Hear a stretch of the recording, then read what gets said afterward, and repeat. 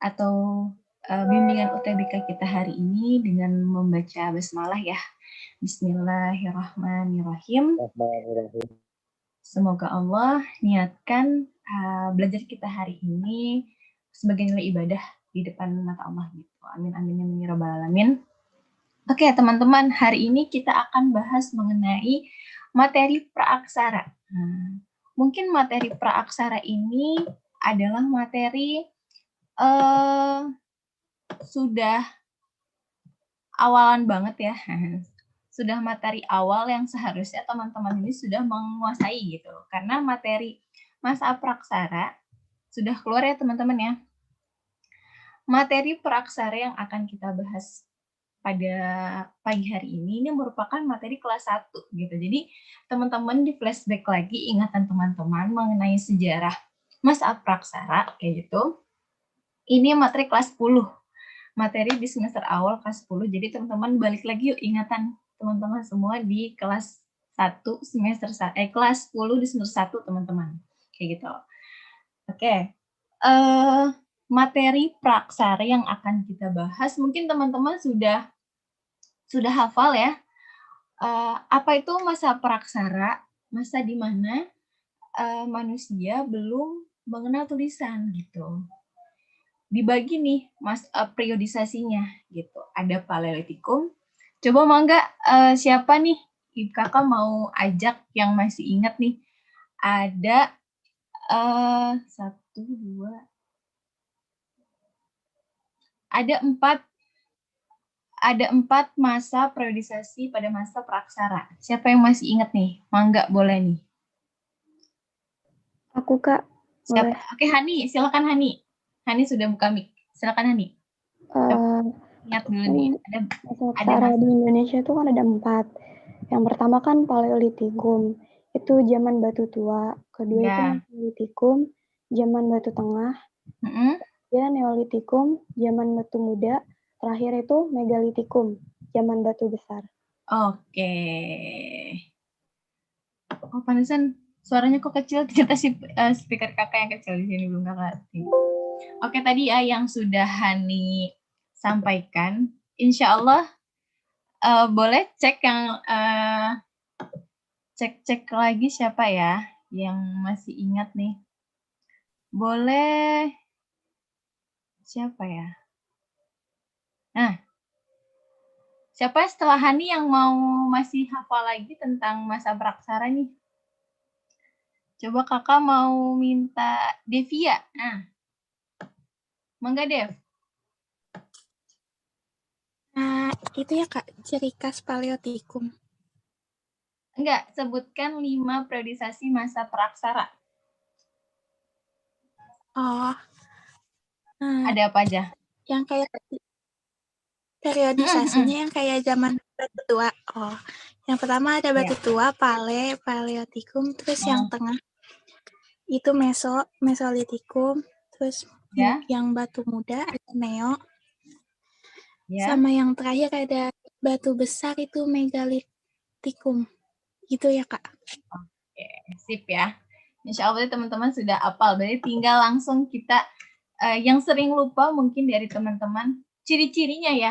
Ini masuk ke masa Paleo atau masa Neo atau masa Meso atau masa Neo. Karena mungkin yang sering tertukar itu adalah ketika kita membahas mengenai Meso dan Neo. Yang mereka itu peralihan kan dari masa Paleolitikum ke, kalau Paleolitikum jelas mereka adalah hidupnya masih hasil kebudayaannya ya, hasil kebudayaannya masih kasar bentuknya gitu, karena mereka awal peradaban awal kehidupan. Nah, awal kehidupan. Kalau boleh kakak ulang aja ya teman-teman biar kita sama-sama lebih paham lagi nih nanti. Pertama Paleolitikum, ya kan? Paleolitikum itu hidupnya yang jelas ciri-cirinya yang sering keluar sekali dalam soal-soal adalah hidupnya nomaden. Mangga, ada yang masih ingat nomaden itu apa? Boleh? Siapa yang mau? Ya, Kak. Siapa nih? Aku, Hani. Oke, Hani. Mangga, Hani. Nomaden itu apa, nih? Nomaden itu tidak menetap, kayak berpindah-pindah sama masih berburu gitu, Kak. Oke. Yang berpindah-pindah apanya? Tempat tinggalnya, soalnya dia masih. Ya. Sip. Tempat tinggalnya yang berpindah-pindah ya, teman-teman. Jadi, tinggalnya berpindah-pindah, terus hidupnya berkelompok dengan jumlah 10-15 orang. Dan pada masa Paleolitikum ini mereka sudah mengenal yang disebut dengan konsep primus inter pares. Nah, teman-teman, mangga nih, selain Hani, siapa yang mau tahu apa itu primus inter pares? Mangga yang lain.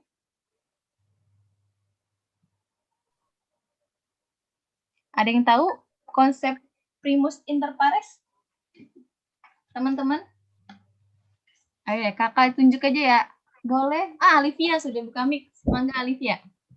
Itu tuh kayak ini ya, sistem pemilihan pemimpin gitu kan? Oke, berarti ya. Benar. Yang lewat musyawarah itu kan, Kak? Oke, nah di masa Paleolitikum ternyata orang-orang yang hidup pada masa Paleolitikum ini sudah mengenal yang namanya konsep primus inter pares. Nah, jadi di antara laki-laki di kelompok itu tadi ya, di kelompok yang ada jumlahnya 10-15 orang, kan ada di antaranya ada laki-lakinya dalam kelompok itu. Nah, dipilih nih semacam pemilih pemimpin.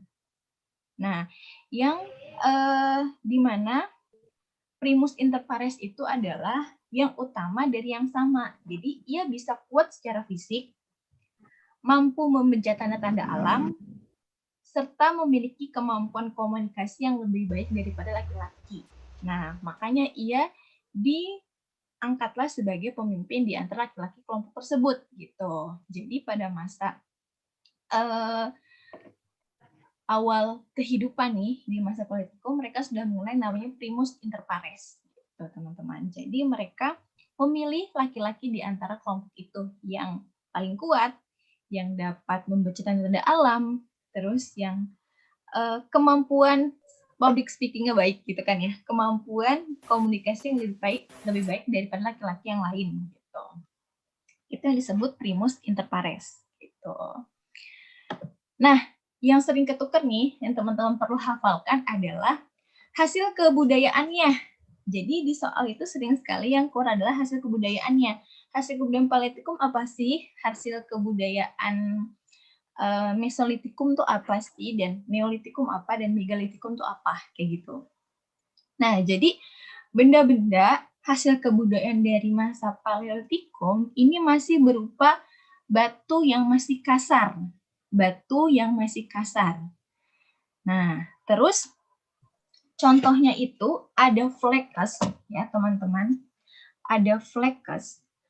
Fleques itu teman-teman bisa lihat di situ. Jadi Fleques ini adalah alat-alat serpih yang ditemukan bersamaan nanti dengan kapak berimbas. Nah, jadi bisa lihat teman-teman gambarnya Fleques di layarnya. Fleques itu apa? Alat-alat serpih ya. Jadi bentuknya tuh banyak Fleques itu. Gitu. Terus ada alat tulang. Alat tulang gitu, alat-alat tulang yang bentuknya pun juga banyak, yang dimana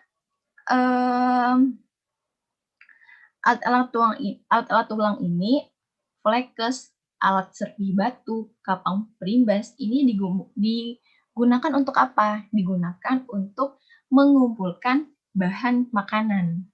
Nah, jadi kita dapat lagi nih. Jadi pada masa Paleolitikum bagaimana Kak dalam corak apa ya? Corak kehidupan sosial atau corak ekonominya pada masa Paleolitikum. Jadi mereka ini untuk mendapatkan sumber makanan bergantung sepenuhnya pada alam, teman-teman. Bergantung sekali sepenuhnya dengan alam, dengan berburu dan mengumpulkan makanan. Tadi ya, kalau tadi sudah dijelaskan oleh Hani dan Divya gitu, bahwa masa Paleolitikum, ingat poinnya adalah mereka sangat bergantung pada alam dengan berburu dan mengumpulkan makanan, kayak gitu. Nah, terus coraknya lagi mereka hidupnya nomaden, tempat tinggalnya berpindah-pindah, gitu.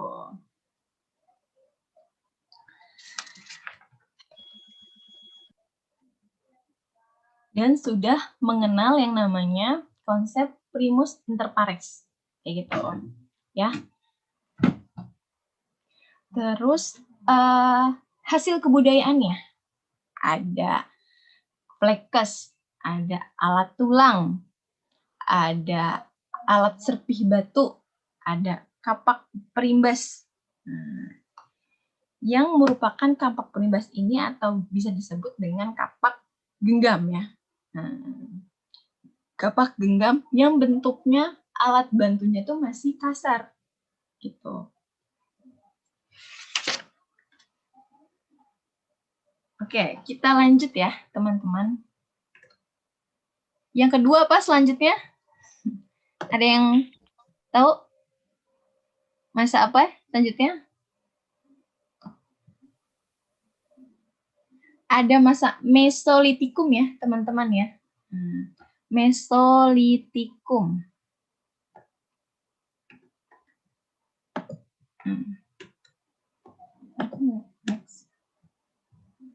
Oke, nih. Di masa Mesolitikum. Di sini tadi sudah disebutkan bahwa masa Mesolitikum ini merupakan masa berburu dan mengumpulkan makanan tingkat lanjut, kayak gitu. Ya, teman-teman. Di sini mereka corak apa ya? Corak kehidupannya gitu ya. Corak kehidupannya tetap masih sama dengan masa sebelumnya, yaitu berburu dan mengumpulkan makanan dari alam. Bedanya, selain alat-alat dari batu, pada masa ini mereka mampu membuat alat-alat dari tulang dan dari kulit kerang, gitu. Nah, apa aja ciri-cirinya? Jadi benda atau hasil kebudayaan batunya itu di salah satu sisinya itu dihaluskan. Jadi sudah naik satu tingkat dari pada masa Paleolitikum, kayak gitu. Nah, terus dikenal nih yang paling sering juga keluar dari materi Mesolitikum adalah, ya, teman-teman bisa lihat nih di atas ini. Nah, istilah-istilah di atas ini. Jadi pada masa Mesolitikum ada satu kebiasaan nih yang disebut dengan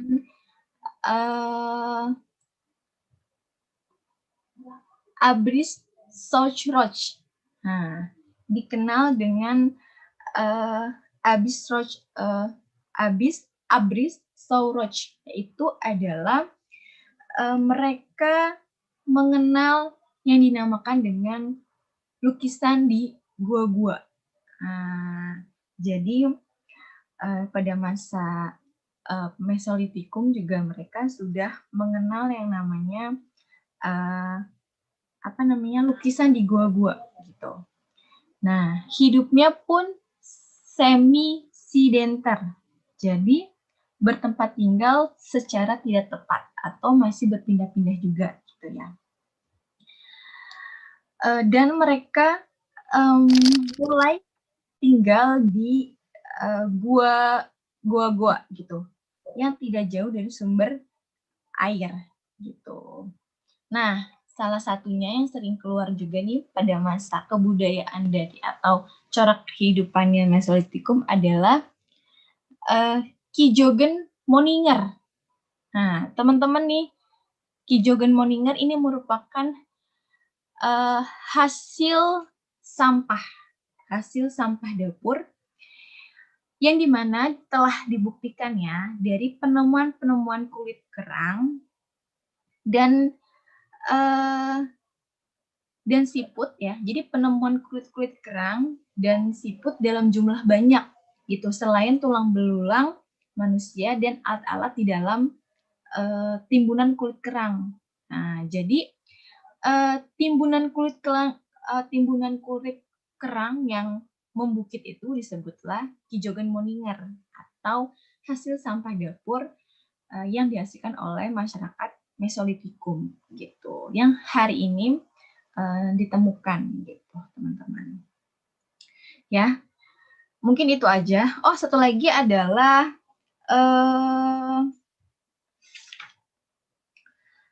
apa ya? Di slash and burn. Nah, mengenal cara bercocok tanam dengan teknik slash and burn. Apa nih slash and burn ini gitu. Jadi teman-teman slash and burn ini ya disebut sebagai pembakaran. Nah, jadi mereka membuka lahan, sudah mulai mengenal yang namanya bercocok tanam, tapi setelah mereka menanam, mereka akan mereka akan membakar gitu, membakar ladangnya gitu. Jadi mereka akan mencari ladang baru lagi yang mempunyai kesuburan tanah gitu. Oke, lanjut. Yang ketiga ada masa bercocok tanam atau Neolitikum. Nah, teman-teman nih yang sering juga keluar, di mana Neolitikum ini adalah mereka membuat tradisi yang baru, yaitu tradisi bercocok tanam, di mana mereka sudah mengenal yang namanya bercocok tanam. Jadi tidak lagi bergantung kepada alam, tapi mereka sudah bisa menghasilkan bahan makannya sendiri. Mereka sudah mengenal yang namanya tanam padi, sudah bisa merencanakan seminggu ke depan mereka sudah mau makan apa gitu. Jadi mereka tidak lagi bergantung dengan alam gitu, teman-teman. Dan Megalitikum. Megalitikum ini zaman batu besar, di mana prediksi ini sudah dikenalnya kepercayaan gitu, dikenalnya dengan kepercayaan untuk masyarakat Megalitikum. Jadi memang hasil kebudayaannya yang ditemukan adalah menhir, punden berundak, sarkofagus, dolmen, waruga, dan arca batu. Nah, mungkin teman-teman sering lupa di setiap soal menhir tuh yang mana sih, dolmen tuh yang mana. Jadi teman-teman boleh screenshot ya, karena ini merupakan sering sekali keluar nih. Menhir tuh yang mana sih? Menhir itu ingat Tugu Batu. Tugu Batu tempatnya pemujaan roh nenek moyang. Kalau punden berundak ini pasti bentuknya bertingkat-tingkat karena berundak-undak gitu kan ya. Bangunan tempat pemujaan kepada roh nenek moyang. Sarkofagus ya. Sarkofagus itu tempat penyimpanan jenazah yang umumnya dibuat dari batu. Dan ada dolmen. Dolmen juga merupakan meja tempat sesaji. Ada waruga, itu kubur atau makan leluhur. Dan arca, batu, tempat pemujaan roh nenek moyang juga. Gitu. Nah, teman-teman ini sudah ada dirangkumkan ya. Nah, masa Neolitikum, hasil kebudayaannya apa aja nih? Ada obsidian, gerabah, perhiasan, kapak lonjong, mata panah, beliung persegi, ya kan? Terakhir masa perundagian, gitu. Masa perundagian ini hasil kebudayaannya sudah mengenal mengenal pembuatan hasil kebudayaannya menggunakan logam, perunggu atau besi, teman-teman. Gitu. Makanya hasil kebudayaannya yang dilahirkan dari masa perundagian itu adalah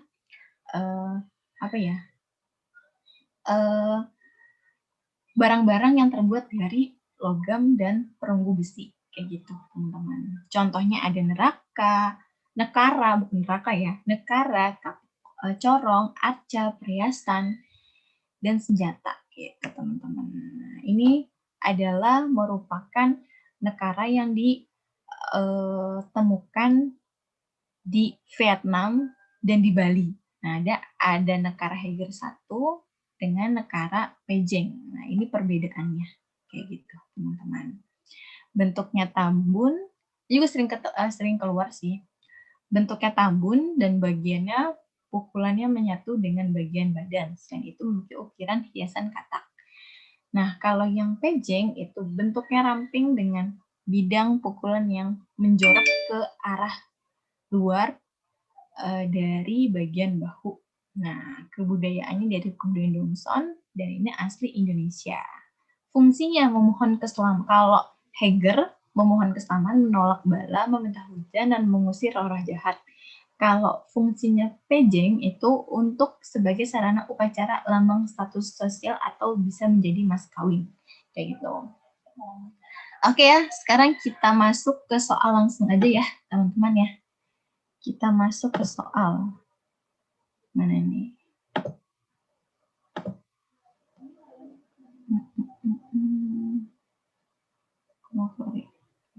Ini kebanyakan yang dibuka kayaknya nih. Kita masuk ke pembahasan soal. Sampai sini teman-teman ada yang mau ditanyakan dulu?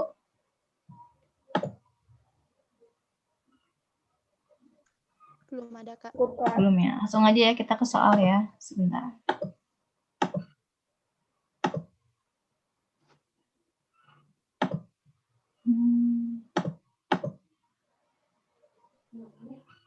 Ya, udah muncul belum? Oh ini.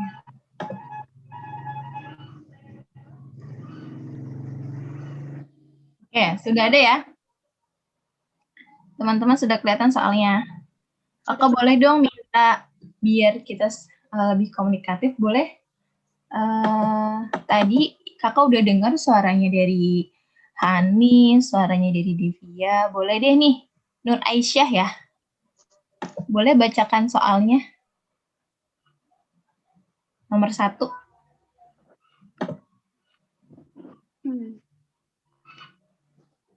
Nomor 1.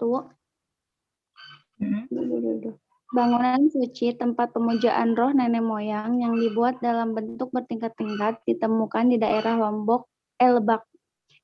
Lebak, Banten. Sebab bangunan suci berundak dan memiliki teras pada zaman praaksara digunakan sebagai sarana upacara pemujaan. Nah, oke kita bahas ya nih ya. Terima kasih buat Nur Aisyah yang sudah membacakan soalnya. Nah, kita highlight ini. Bangunan suci tempat pemujaan roh nenek moyang ya. Betul ya? Nah, apa namanya?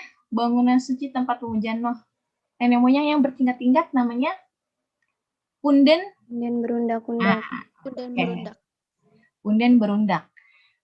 Berarti betul ya pernyataannya. Nah, kita lihat pernyataannya betul, kita lihat alasannya nih. Bangunan suci berundak dan memiliki teras pada zaman praaksara digunakan sebagai sarana upacara pemujaan. Nah, ada kaitannya ya. Tadi ini bangunan suci berundak yang di atas ada bangunan bertingkat, sama kan? Bangunan bentuk bertingkat tadi adalah bangunan punden berundak karena. Jadi alasannya bangunan suci berundak dan memiliki teras pada zaman praaksara digunakan sebagai sarana upacara pemujaan. Nah, oke.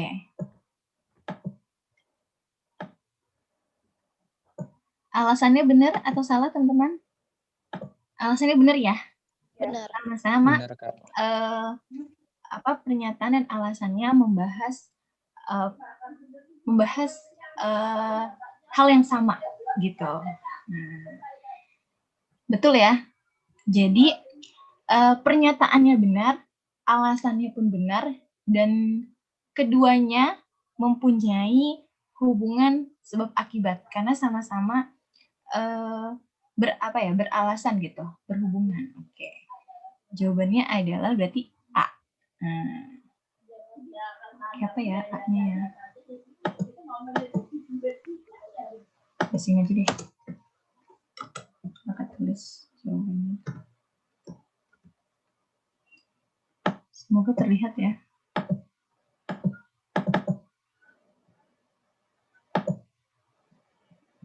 Kita masuk.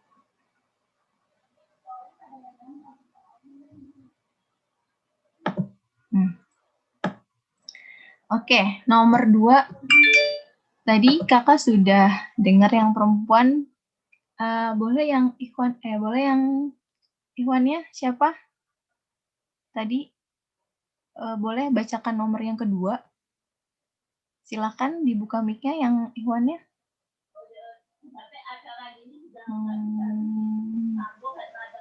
Siapa nih ya? Saya silakan siapa yang mau baca soal nomor 2, mangga dibuka mic-nya. Saya, Kak. Oke, Rehan boleh. Kebudayaan megalitik yang berupa dolmen dan menhir merupakan petunjuk bahwa.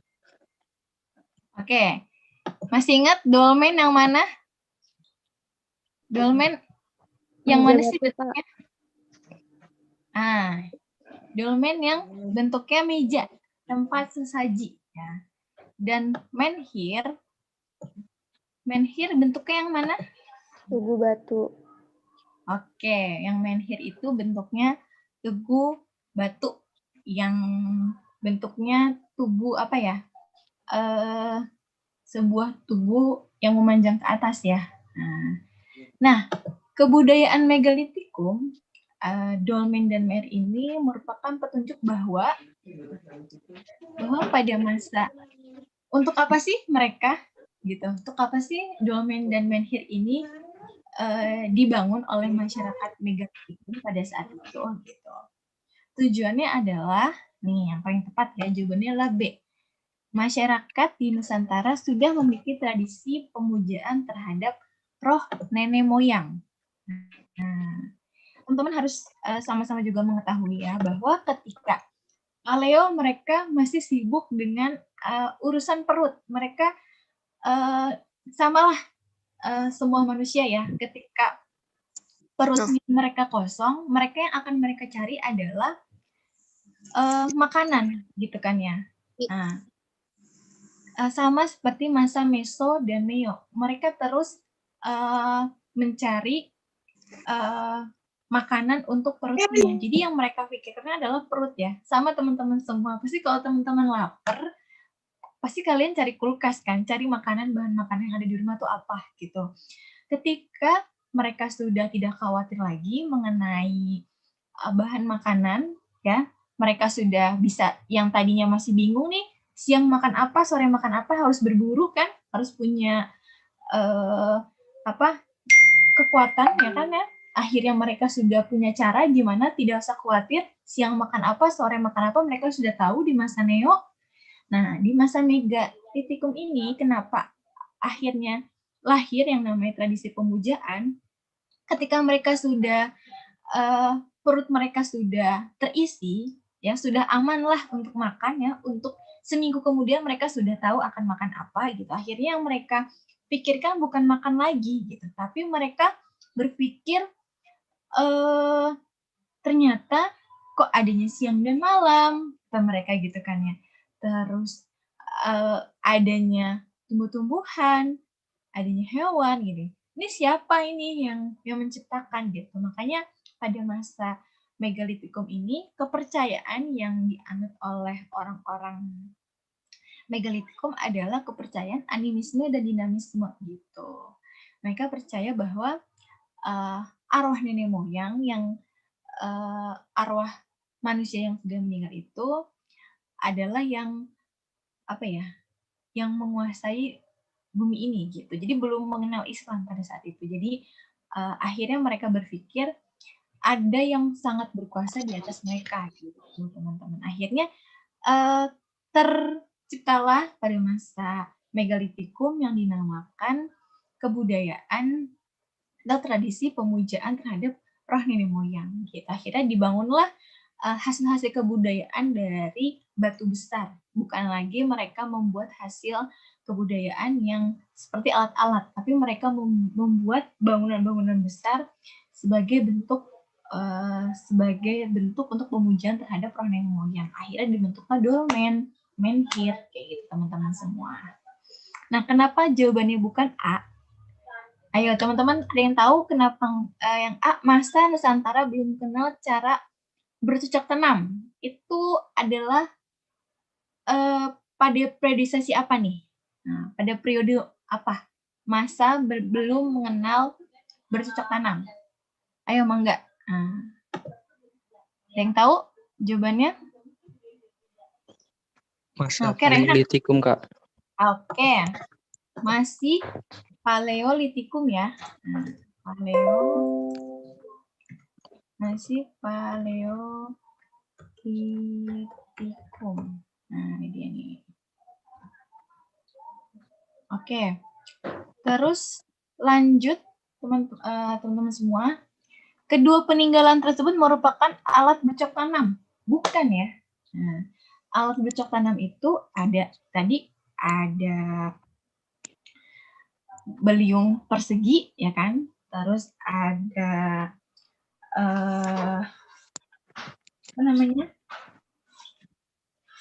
ada beliung persegi, tadi ada alat-alat obsidian, ada gerabah, ada mata panah, ada kapak lonjong ya. Nah, alat-alat bercocok tanam itu pada masa Neolitikum. Dolmen dan menhir adalah alat untuk berburu. Nah, ternyata dolmen dan menhir ini adalah alat untuk memuja nenek moyang, yaitu alat hasil kebudayaan batu besar, ya kan? Kalau alat untuk berburu itu di masa awal Paleolitikum itu ada kapak genggam atau kapak perimbas, ya kan? Ada tulang belulang, ada flekus.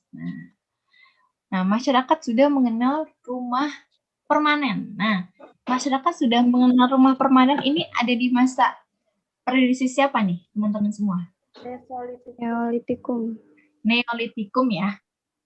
Nah, tadi ada yang ngomong Meso dan ada yang ngomong Neo. Ini juga sering kelibet nih kan ya, gitu kan ya. Yang masalah ini. Ayo, masyarakat sudah mengenal rumah permanen. Nah, rumah permanen itu ada di Neo. Nah, kenapa nggak di Meso? Di Meso mereka itu masih semi sedentar. Nah, semi sedentar itu tempat tinggalnya belum menetap. Mereka sudah tinggal di dalam goa-goa ya, teman-temannya goa-goa. Makanya tadi ada kebudayaan Abris Sauroch.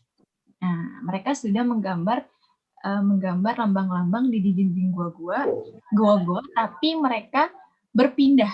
Nah, gitu. Mereka sudah berpindah-pindah gitu. Nah, kalau misalnya di Neolitikum mereka itu sudah menetap tempat tinggalnya ya. Mereka sudah membentuk perkampungan. Jadi perkampungan yang terdiri atas tempat-tempat tinggal sederhana yang didiami secara berkelompok oleh beberapa keluarga. Jadi bangunan tempat tinggal mereka dibuat dari kayu dan bambu. Bentuk rumah pada awalnya itu berbentuknya masih agak kecil gitu kan. Terus atapnya masih menempel dengan tanah gitu. Jadi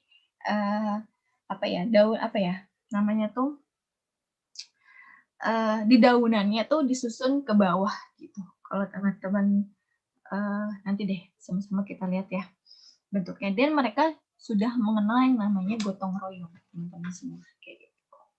Oke ya. Nomor 2, ada yang mau ditanyakan yang belum jelas, teman-teman?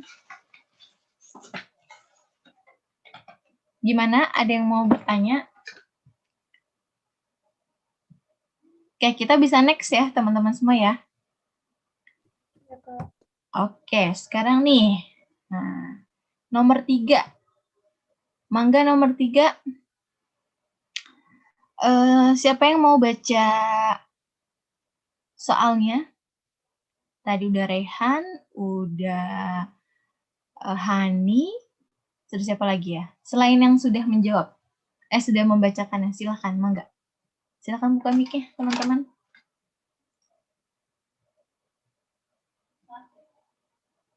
Oke, kakak tunjuk deh, boleh. Alivia ya? Nah, Ya, Kak. mangga Alivia, nomor 3. Beliung persegi adalah hasil kebudayaan manusia pada masa kehidupan berburu dan mengumpulkan makanan. Sebab manusia purba pada masa berburu dan mengumpulkan makanan membuat peralatan dari logam untuk digunakan berburu dan mengumpulkan makanan. Oke, kita bahas. Terima kasih untuk Alivia yang sudah membacakan soalnya. Kita bahas nih. Masih ingat tadi beliung ini hasil kebudayaan mana? Neolitikum, Kak. Nah, benar nggak? Salah. Pada masa kehidupan berburu dan mengumpulkan makanan. Oke. Salah ya jawabannya ya, teman-teman ya. Kita kasih warna apa ya kalau salah ya? Tidak sinkron gitu ya. Nah, boleh nih. Nggak sinkron berarti. Nah, pernyataannya sudah salah nih yang ini ya. Pernyataannya salah. Ini ya. Boleh.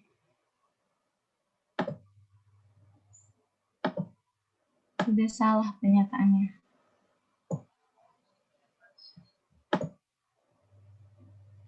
Oke, pernyataannya sudah salah. Yang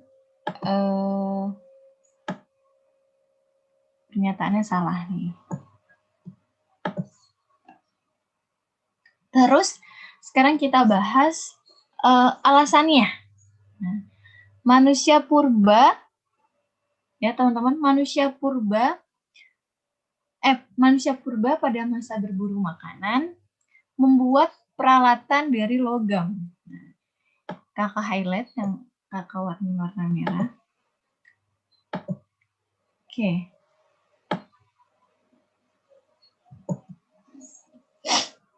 Teman-teman, ini sinkron nggak nih? Enggak, Kak. Enggak, Kak. Oke, nggak sinkron ya. Salah ya alasannya ya, teman-teman. Masa purba pada masa berburu dan mengumpulkan makanan, mereka membuat peralatan dari apa bentuknya? Batu, Kak. Dari batu, masih kasar ya batunya. Nah, baru digunakan untuk berburu dan mengumpulkan makanan. Nah, pernyataan yang nomor ini pun juga salah. Nah.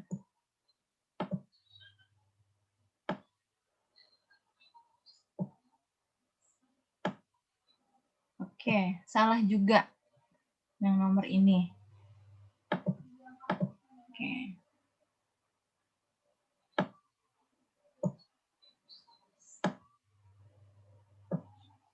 Nah, jadi pernyataan salah dan alasan juga salah, berarti jawabannya adalah karena pernyataan dan alasan keduanya pun salah.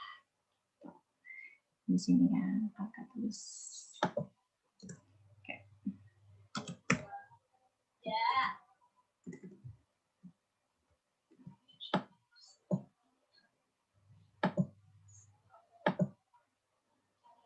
Lanjut lagi teman-teman, nomor 4. Mangga, siapa yang mau jawab nomor 4? Jawab nomor 4. Dibacakan soalnya. Tadi siapa nih?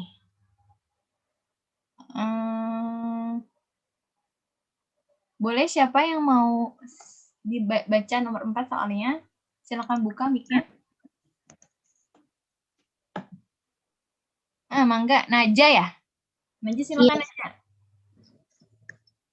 Ciri manusia purba adalah hidup berpindah-pindah dan berkelompok untuk mengumpulkan makanan, food gathering. Sebab, untuk mencari bahan makanan, manusia purba membuat peralatan dari batu, kayu, dan tulang. Oke, kita bahas nih.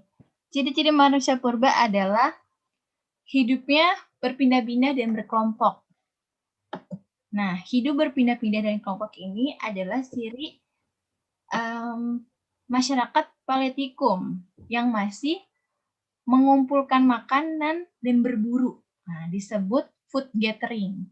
Kalau misalnya food producing, itu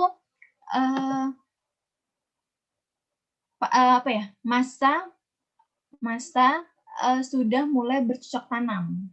Nah, namanya fruit, sudah bisa menghasilkan makanan. Oke, food producing. Nah, berarti benar ya. Masih pernyataannya benar.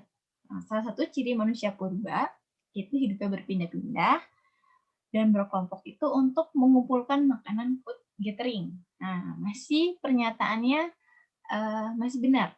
Nah, kita lihat alasannya. Untuk mencari bahan makanan, manusia purba membuat peralatan dari batu, kayu, dan tulang belulang. Nah, untuk mencari bahan makanan, manusia purba ini untuk mencari bahan makanan. Nah, ini manusia purba harus membuat peralatan dari batu dan kayu. Nah, ini merupakan membuat peralatan batu dan kayu ini adalah ciri-ciri masa Paleolitikum. Masih benar ya, teman-teman ya. Di atas juga memperlihatkan ciri-ciri Paleolitikum dan di bawah juga alasannya juga ciri-ciri Paleolitikum. Nah, mangga nih, teman-teman nih. Yang ini pernyataannya benar ya, sudah benar dan alasannya juga benar. Nah, kita sekarang cari berhubungan atau tidak sih? Berhubungan atau tidak. Nah, di atas ini membahas tentang mengumpulkan makanan, ya kan? Salah satu ciri manusia purba. Dan di bawah menyatakan bahwa untuk mencari atau untuk mengumpulkan, ya kan? Mengumpulkan makanan untuk mencari bahan makanan, manusia purba membuat peralatan dari batu, kayu, dan tulang. Nah, kita cari nih. Kita cari berhubungan atau tidak. Untuk mencari bahan makanan, manusia purba membuat peralatan dari batu, kayu, dan tulang belulang. Karena hidupnya berpindah-pindah dan berkelompok untuk mengumpulkan makanan. Nah, teman-teman, kira-kira ini berhubungan atau tidak nih? Alasannya, pernyataan dan alasan sudah benar. Nah, menurut teman-teman semua, sudah benar apa belum nih? Berhubungan atau tidak pernyataan dan alasan tersebut? Hubungan, Kak. Karena apa nih? Sama-sama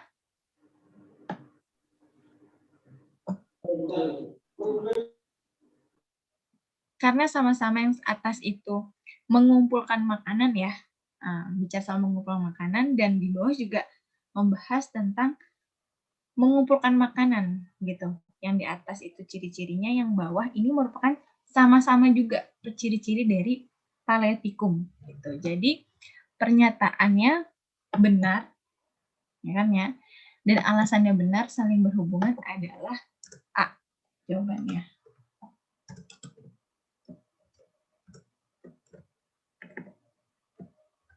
Oke. Kita lanjut nomor 4 ya. Siapa nomor 4? Mangga yang mau ini? Boleh. Siapa? Ayo dibuka mic-nya. Silakan. Saya mau, Kak. Oke. Eka ya? Iya. Oke, silakan Eka. Nomor 5, sistem barter telah dikenal dalam kehidupan ekonomi masyarakat pada masa bercocok tanam, sebab perkembangannya kehidupan masyarakat masa bercocok tanam mendorong sistem perdagangan bertambah maju. Oke, sistem barter dikenal dalam kehidupan ekonomi pada masa bercocok tanam. Betul nggak nih? Betul ya? Jadi, mereka ya pada masa bercocok tanam atau masa Neolitikum, selain bercocok tanam dan beternak, mereka juga membuat barang-barang kerajinan tangan. Itu dari gabah. Makanya tadi salah satu hasil kebudayaan dari masyarakat Neolitikum adalah gerabah. Nah, hasil gerabah dengan berbagai ukiran ya, dan apa ya, dan hasil gerabah yang berbagai bentuk itu, barang-barang seperti inilah yang sering dipertukarkan dengan penduduk dari wilayah lain. Nah, bagi penduduk yang tinggal di pantai, barang yang dibutuhkan adalah garam dan ikan laut yang telah diasinkan dan dikeringkan. Nah, hal tersebutlah di mana pada masa bercocok tanam, masyarakat Neolitikum sudah mengenal yang namanya sistem barter. Jadi masyarakat yang tinggal di perairan ya, tinggal di pinggir pantai itu menukarkan dengan hasil kebudayaan gerabah gitu. Jadi masyarakat yang ada di pedalaman dapat garam dan ikan, nah sedangkan masyarakat yang ada di pinggir pantai tinggalnya mendapat hasil alat-alat seperti gerabah gitu. Nah, betul berarti ya teman-teman ya, sistem barter yang sudah dikenal di masyarakat Neolitikum. Jadi bukan hanya bercocok tanam saja mereka ya, gitu. Oke, berarti alasannya adalah benar.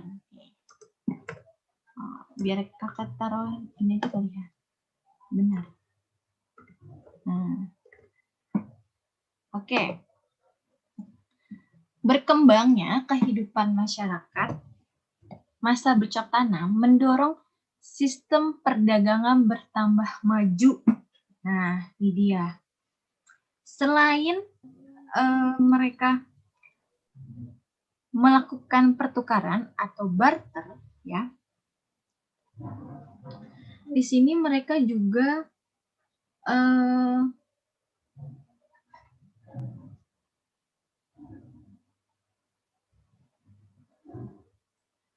kalau masa Neo ya, belum mengenal sistem perdagangan ya.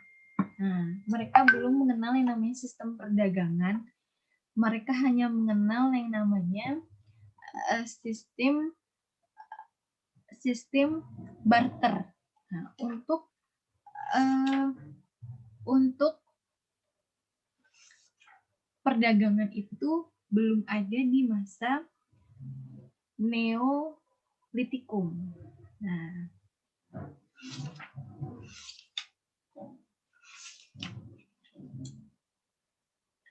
Nah, jadi mulai kapan Kak perdagangan itu ada? Perdagangan sistem perdagangan itu mulai ada pada masa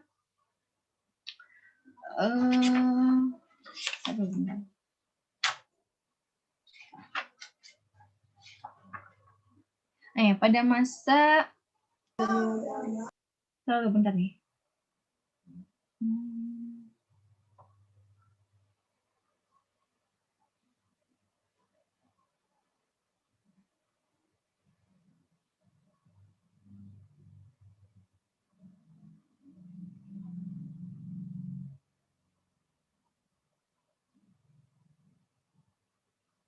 Pada masa perundagian ya, teman-teman ya. Jadi berkembangnya kehidupan masyarakat dengan sistem perdagangan yang bertambah maju itu adanya di masyarakat perundagian gitu. Karena pada masa perundagian ini ya, nanti adanya alat-alat yang menggunakan bahan dari logam. Nah, itu pada masa perundagian. Nah, jadi berkembangnya kehidupan masyarakat Becok Tanam ini belum mendorong ya sistem perdagangan yang bertambah maju, karena sistem perdagangan yang bertambah maju ini ada di masa perundagian, karena pada masa perundagian itu sudah dikenal nanti yang namanya pembagian adanya spesialisasi, nanti ada pembagian kerja. Jadi ada orang-orang yang khusus membuat logam yang suka bentuk gerabah gitu. Jadi pada masa perundagian ini barulah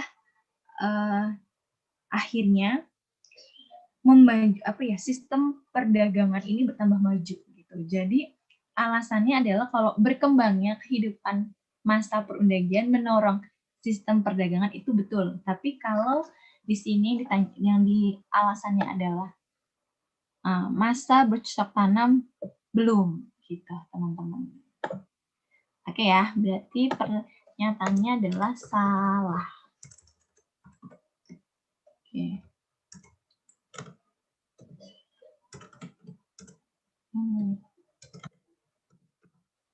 Merah ya.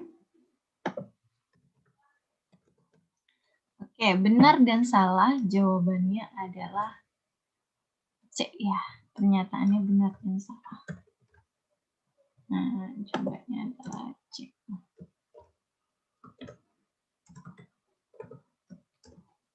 Ini kok jadi gitu C-nya? Oke.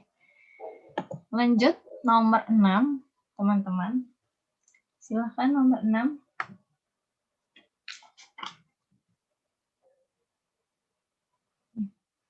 Kok ada sebabnya? Mana sebabnya? Oh, kepotong.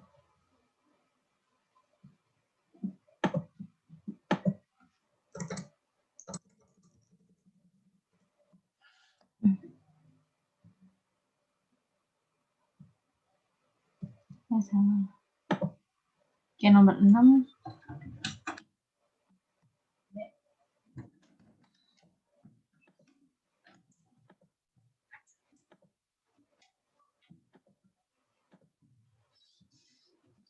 Apa yang ini?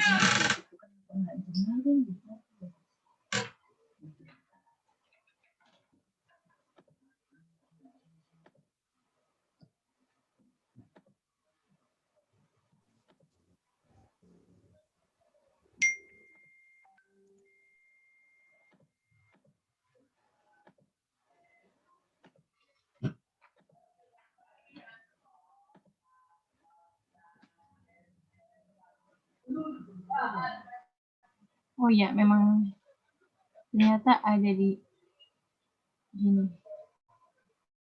Nah, begini. Mangga nomor 6. Siapa yang mau baca nomor 6? Soalnya dibaca, mangga teman-teman. Saya, Kak. Aku, Kak. Siapa tuh ada 2 orang nih.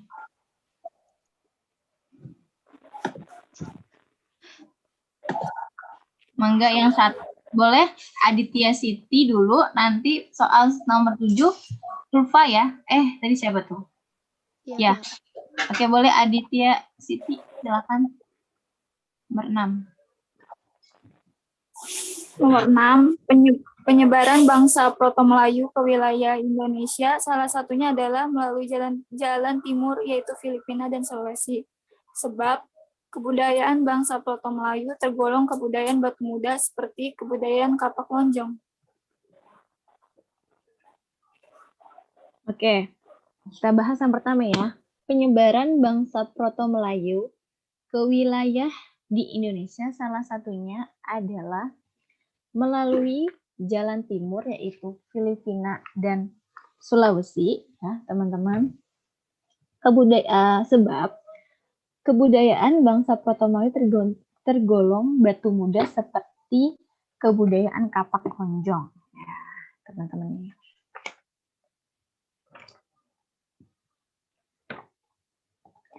Nah, penyebaran bangsa Proto-Melayu di Indonesia. Nah, Proto-Melayu ini banyak tersebar di mana sih bangsa Proto-Melayu? Nah, tadi sebenarnya ada nih di PPT kakak nih. Kakak juga mau menjelaskan. Sebentar, kakak buka dulu PPT-nya ya. Jadi kakak langsung bahas yang ini aja.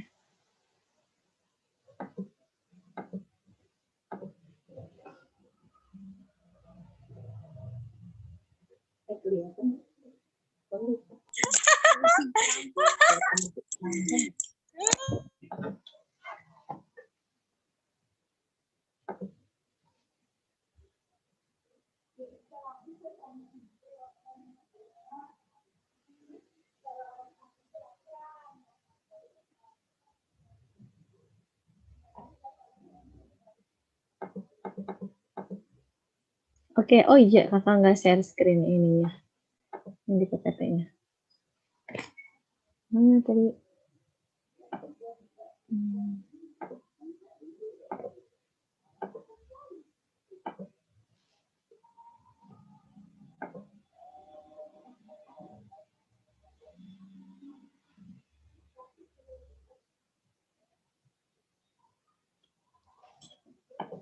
Nah, oke, teman-teman bisa lihat nih.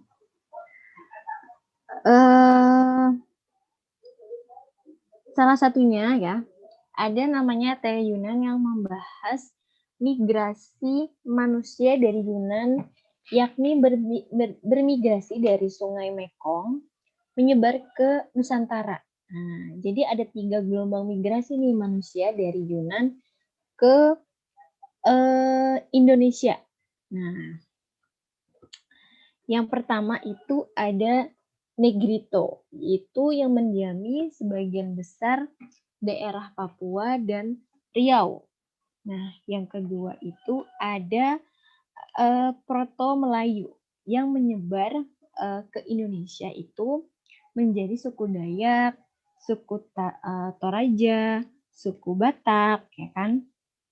Dan yang ketiga ada Jutro Melayu. Nah, Jutro Melayu ini merupakan dari Yunan ke Indonesia yang menyebar menjadi suku Jawa, Melayu, terus Bugis, Minang, gitu kan ya. Nah, dari teori Yunan ini kita mengetahui bahwa orang-orang yang bermigrasi ke Indonesia ini ternyata orang-orang bangsa Proto-Melayu dan Jutro-Melayu. Nah, dari pertanyaan yang tadi nomor 6, penyebaran bangsa Proto-Melayu di wilayah Indonesia salah satunya adalah melalui jalan timur. Nah, jalan timur itu yaitu Filipina dan Sulawesi. Nah, Sulawesi ini suku mana sih kebanyakan? Nah, ternyata seharusnya adalah Jutro Melayu ya, teman-teman ya.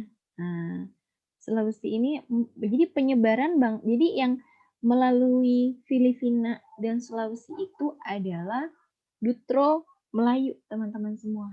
Gitu.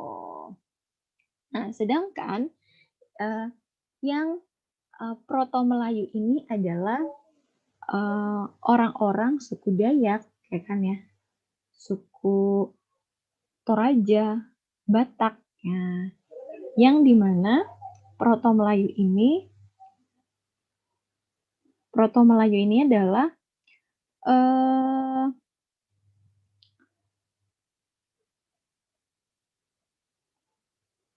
orang-orang dari yang datang ke Indonesia itu ke wilayah sekitar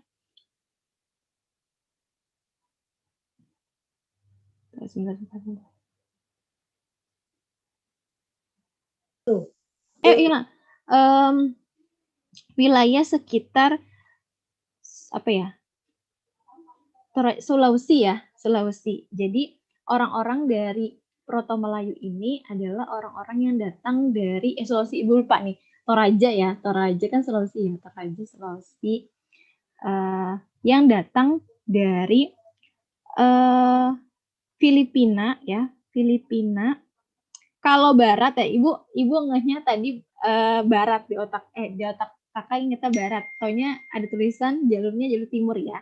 Jadi kalau jalur barat itu dari Malaysia ke Sumatera, kalau jalur timur ya, atau kalau kita lihat peta itu adalah jalur utara.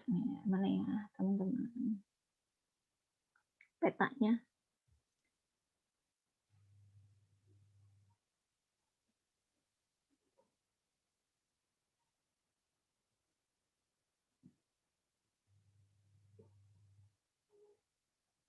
Nah, kalau misalnya timur ya, timur kan dari utara sini ya.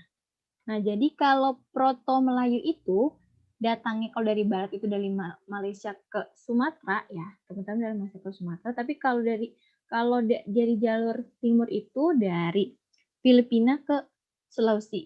Nah, ini dia nih. Jadi sini menyebarlah ke sini, tuh teman-teman.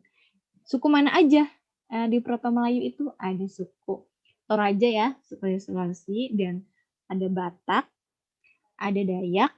Nah, jadi pernyataan yang pertama ini betul ya, teman-teman ya.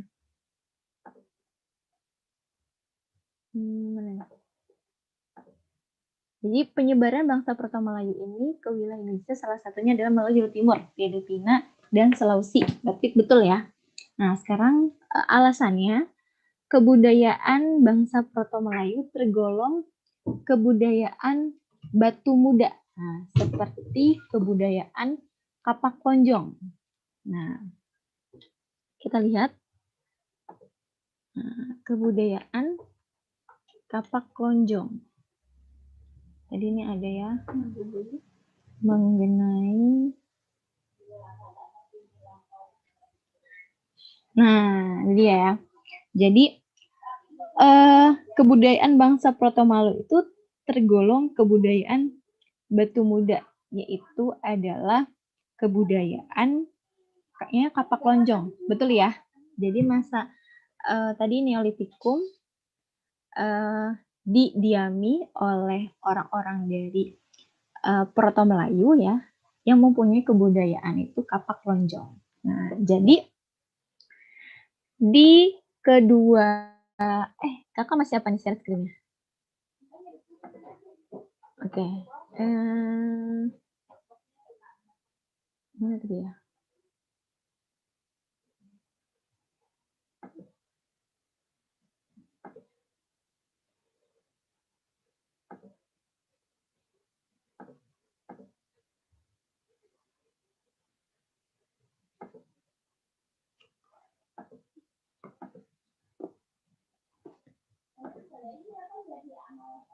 Nah, ini dia. Nah, ini betul ya pernyataannya ya. Penyebaran bangsa Proto Melayu ke wilayah Indonesia salah satunya melalui jalan timur, yaitu Filipina dan Sulawesi. Nah, berarti jawabannya adalah benar. Nah, yang alasannya kebudayaan bangsa Proto Melayu tergolong kebudayaan batu muda. Batu muda itu neo ya, seperti kebudayaan Kapak Lonjong tadi. Benar juga. Tapi keduanya ini saling berhubungan atau tidak? Nah, teman-teman. Tidak ya. Ada yang tahu kenapa tidak? Yang satu ngomongin penyebarannya, yang satu ngomongin kebudayaannya. Nah, ini sangat jelas nih di awal. Nah, jadi berbeda ya teman-teman ya. Penyebaran dan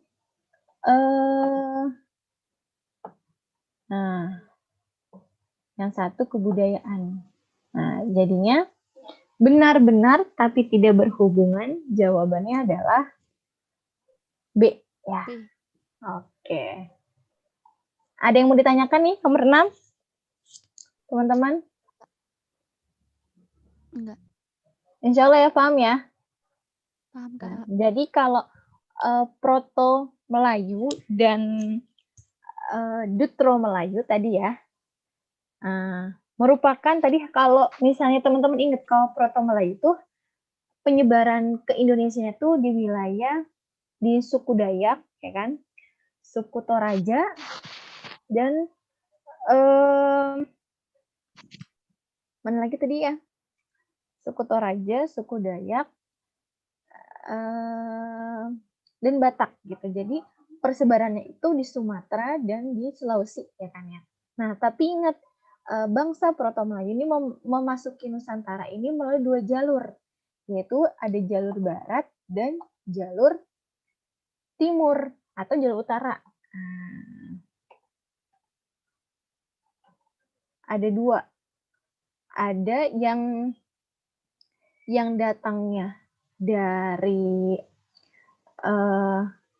Malaysia baru ke Sumatera itu dari jalur barat, dan jalur timur itu datangnya dari Filipina baru ke Sulawesi gitu. Makanya penyebaran Proto Melayu ini orang-orang Proto Melayu ini yang ada di Indonesia itu ada suku Dayak, suku Batak, dan suku Toraja gitu, teman-teman. Nah, sedangkan kalau Dutro Melayu sendiri itu merupakan jalurnya tuh menggunakan jalur barat, yaitu rutenya dari Yunan, Vietnam, Malaysia baru ke Nusantara, teman-teman. Tadi kakak share screen PPT petanya atau soalnya? Kakak lupa deh. Soalnya ya? Kak. Nah, ini tadi kakak jelasin ini jadi ini. Jadi soal ya? Iya, Kak. Iya, soal. Nah, taruh.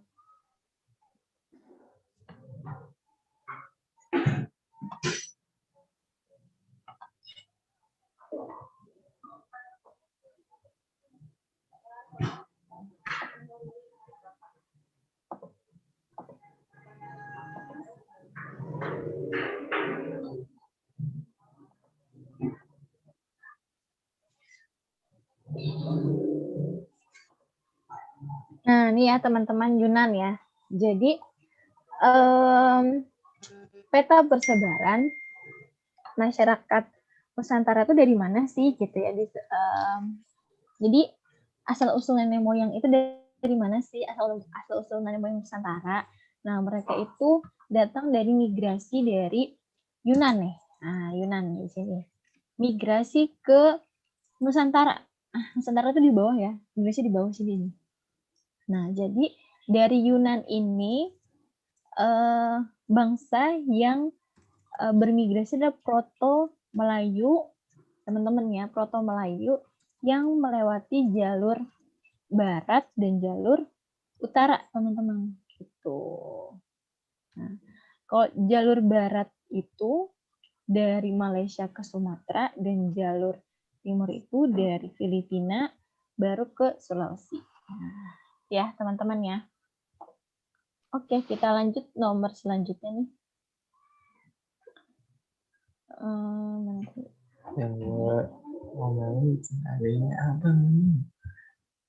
Oke, lanjut nomor 7, teman-teman.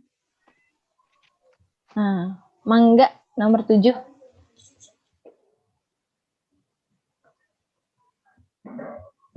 Siapa yang mau baca soalnya nomor 7?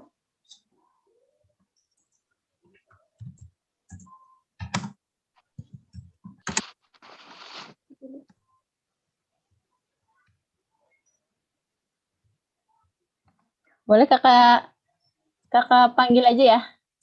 Tadi Ulfa. Mangga Ulfa.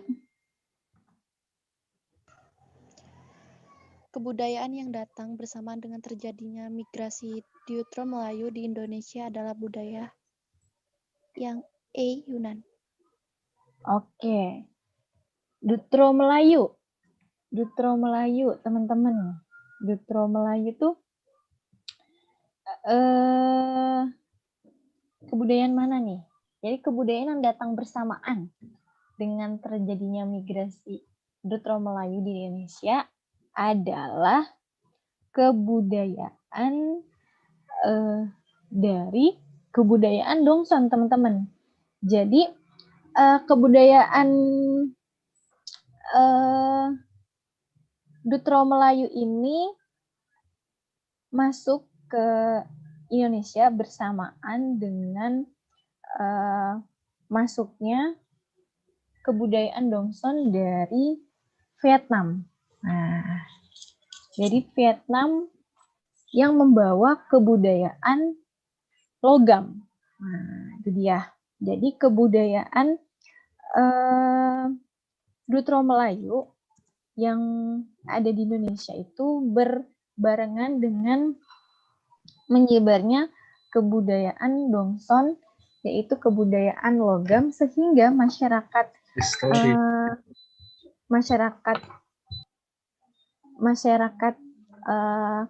Nusantara yang pada saat itu akhirnya mengenal yang namanya pengaruh kebudayaan Dongson. Nah, jadi kebudayaan Dongson ini adalah kebudayaan zaman perunggu, ya, zaman perunggu yang akhirnya menyebar ke Nusantara juga, gitu. Mereka masuk ke Indonesia melalui jalur barat, yaitu Semenanjung Malaya, dan mendapatkan alat-alat logam tersebut. Jadi orang-orang Dongson itu termasuk nenek moyang kita juga gitu, yang mempelajari teknik nanti ya peleburan, percampuran dalam mengolah jenis-jenis logam yang ada di Nusantara. Nah, jadi kebudayaan yang datang bersamaan dengan terjadinya migrasi Dutro Melayu itu adalah kebudayaan Dongson, teman-teman. Nah, kebudayaan Dongson. Nah, itu dia. Berbarengan dengan kedatangan migrasi Dutro Melayu. Gitu. Jadi alat-alat yang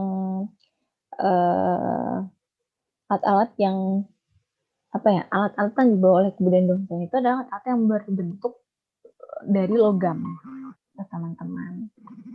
Ya. Nah, ini dia. Jawabannya adalah C. Kebudayaan Dongson. Makanya itu nanti di Indonesia itu banyak deh hasil kebudayaan yang ditemukan itu berupa alat-alat dari logam. Nah, karena mereka mendapat pengaruh dari tradisi Dongson. Gitu. Ada yang mau ditanyakan, teman-teman? Di nomor 7 nih.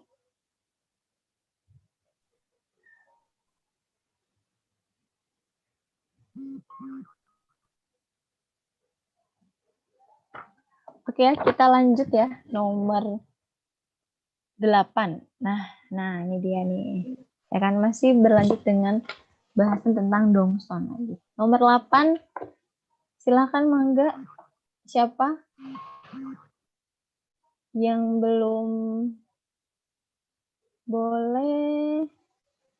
Siapa nih? Siapa, silakan buka kameranya. Buka mic-nya silakan. Boleh dari kelompok 18 deh nih. Hana ya? Mangga Han. Boleh, Kak. Nomor 8 dibaca Hana. Budaya Dongson.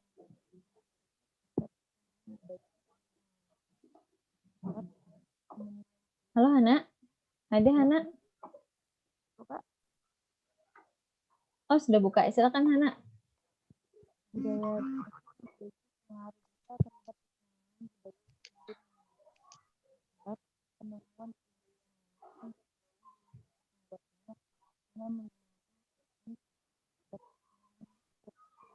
Halo Han. Halo. Silakan dibaca Han, nomor 8 soal Han. Selesai Kak, baru bacanya. Saya ulang. Ya, nah ini baru kedengaran suaranya. Budaya Dongson memiliki pengaruh besar terhadap perkembangan budaya perunggu di Indonesia. Sebab temuan kebudayaan Dongson diketahui dari cara pembuatannya dengan menggunakan teknik cetak lilin hilang. Oke. Nah, sebenarnya salah satu dari kebudayaan yang mempengaruhi juga kebudayaan Indonesia itu adalah kebudayaan Dongson ya. Karena kebudayaan Dongson ini merupakan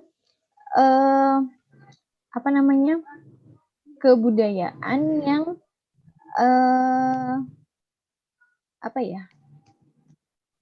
yang mengawali gitu ya, yang mengawali perkembangan budaya perunggu di Indonesia. Karena setelah mendapat pengaruh dari kebudayaan Dongson ya teman-teman, maka terjadilah aktivitas perdagangan. Nah, jadi terjadilah aktivitas perdagangan, terus akhirnya kegiatan perdagangan pun semakin meningkat ya teman-teman, semakin meningkat.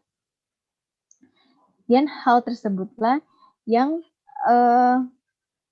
sangat mempengaruhi terhadap kehidupan masyarakat di Indonesia pada saat itu, gitu. Nah, bukan hanya dengan apa sih kok akhirnya salah satunya ya.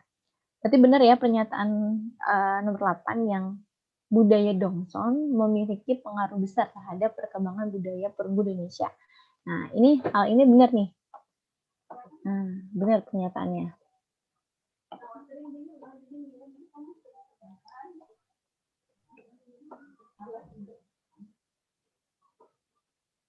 Nah, sekarang ini, penemuan budaya Dongson diketahui dengan cara pembuatannya dengan menggunakan teknik cetak lilin hilang. Apa sih Kak cetak lilin hilang ini? Kan tadi Kakak sudah sudah menjelaskan bahwa pada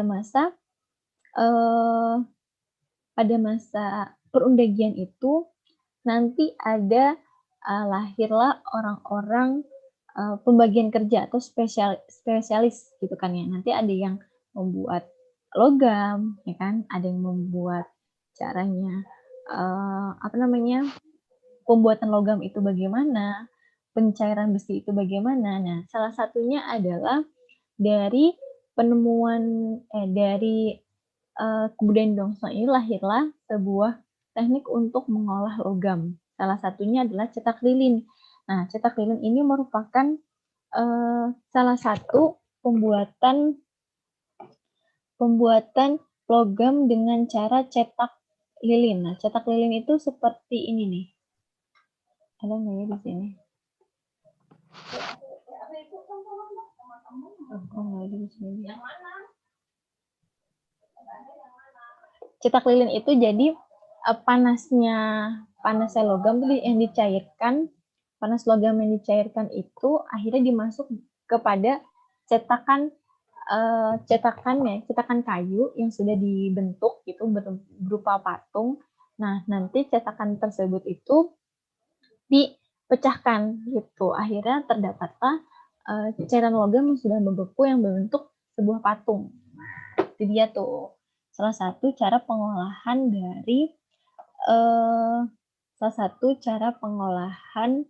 dari logam yang dapat pengaruh dari budaya Dongson. Nah, kalau kita ketahui bahwa benar ya penemuan kebudayaan Dongson itu diketahui dengan cara pembuatannya dengan cara menggunakan teknik ini benar. Tapi teman-teman ya, kita lihat di sini bahwa yang satu ini berbicara tentang perkembangan yang mempengaruhi Indonesia. Yang satu lagi malah membicarakan pembuatan cetak lilin. Penemuan yang ini budaya Dongson. Nah, kan jadi benar tapi tidak berhubungan gitu, teman-teman. Dua-duanya pernyataannya benar. Tapi beda yang dijelaskan kayak gitu, teman-teman. Jawabannya adalah B ya.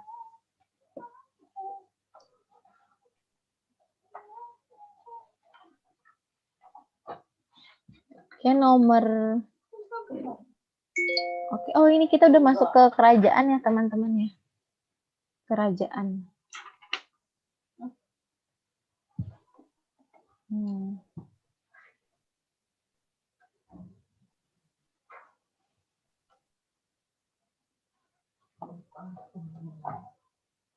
Nah, teman-teman, Kakak mau tadi bahas nomor 5 nih ya. Nomor 5 itu yang membahas mengenai sistem barter. Ya. Nah, ya kan? Nah, ternyata ya, teman-teman nih, Kakak salah jawab nih. Sistem barter ini kan telah dikenal dari masyarakat bercocok tanam ya. Nah, bercocok tanam itu Neolitikum kan. Nah, ternyata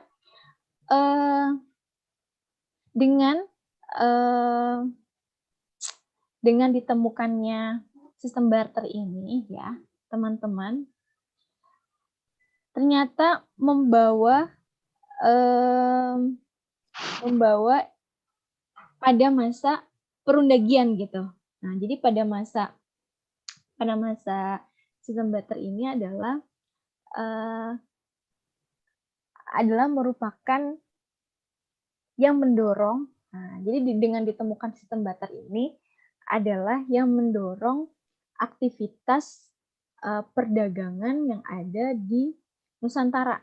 Nah, sebentar tadi Kakak menemukan pernyataan.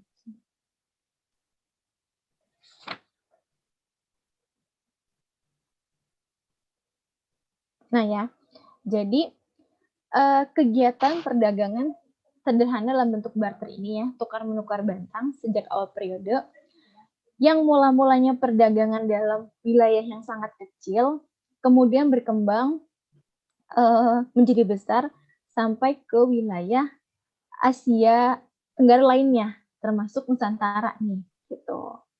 Nah, temuan benda-benda dari logam di Nusantara yang menurut perkiraan para ahli ya, bahwa temuan benda-benda dari logam di Nusantara itu yang menurut para ahli berawal dari budaya Dongson, teman-teman, yang menunjukkan terjadinya aktivitas perdagangan dalam bentuk barter tertentu. Jadi kegiatan perdagangan tersebut dimungkinkan oleh berkembangnya teknologi pelayaran pada masa tersebut. Nah, jadi berkembangnya kehidupan masyarakat masa bercocok tanam ini mendorong sistem perdagangan yang bertambah maju karena ditemukannya ditemukannya kebudayaan pengaruh kebudayaan Dongson di Nusantara gitu. Akhirnya dari situlah terjadinya aktivitas perdagangan dalam bentuk barter. Jadi barternya bukan hanya lagi barter antara garam dengan gerabah, tapi sudah menjadikan yang tadinya di wilayah kecil akhirnya berkembang menjadi besar ke wilayah Asia Tenggara, yaitu pertukaran dengan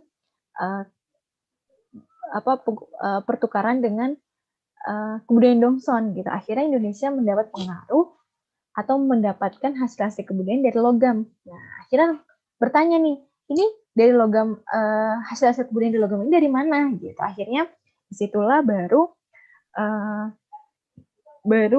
mengetahui bahwa kebudayaan Dongson ini sangat mempengaruhi kebudayaan Indonesia gitu. Jadi sebenarnya betul bahwa berkembangnya kehidupan masyarakat bercocok tanam ya yang tadinya neo akhirnya menjadi perundagian. Di situ itulah mendorong nanti adanya sistem perdagangan yang maju gitu. Akhirnya pada pernyataan ini benar ya. Nah, jadi berikut berkembangnya kehidupan masyarakat pada masa cocok tanam mendorong sistem perdagangan berkembang maju itu adalah benar. Tuh, nomor 5. Nah, jadi ini ya, kita ralat ya. Nah, sekarang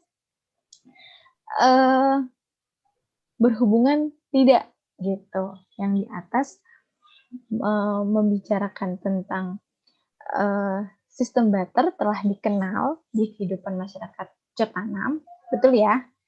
Nah, tapi tidak berhubungan nih kalau yang ini coba kira-kira berhubungan nggak teman-teman? Sorry, kakak baca lagi berkembang kehidupan masyarakat mendorong sistem perdagangan yang bertambah maju. berhubungan ya, yang atas juga membicarakan tentang masyarakat bercocok tanam, sistem barter.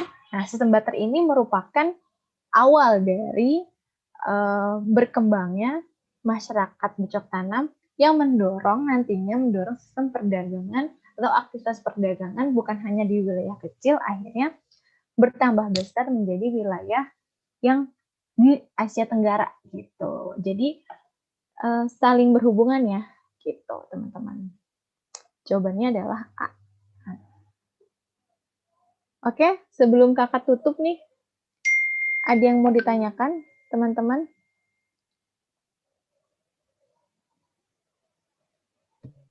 Insya Allah cukup, Kak. Cukup ya, oke. Sampai sini cukup, berarti mungkin pertemuan selanjutnya kita akan bahas masa kerajaan Hindu-Buddha sama kerajaan Islam, oke? Kakak tutup sampai di sini sama-sama. Yuk kita semua membacakan alhamdulillah bersama-sama. Alhamdulillahirabbil alamin. Dan kakak tutup sampai sini. Mohon maaf apabila ada kata-kata yang kurang berkenan dari teman-teman semua. Mohon dimaafkan. Akhir kalam. Wassalamualaikum warahmatullahi wabarakatuh. Waalaikumsalam warahmatullahi wabarakatuh. Terima kasih ya teman-teman semuanya. Kakak izin live ya.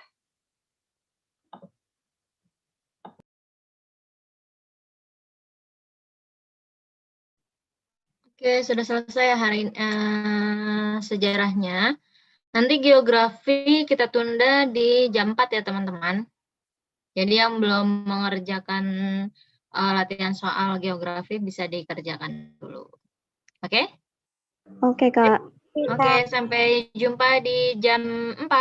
Assalamualaikum warahmatullahi wabarakatuh.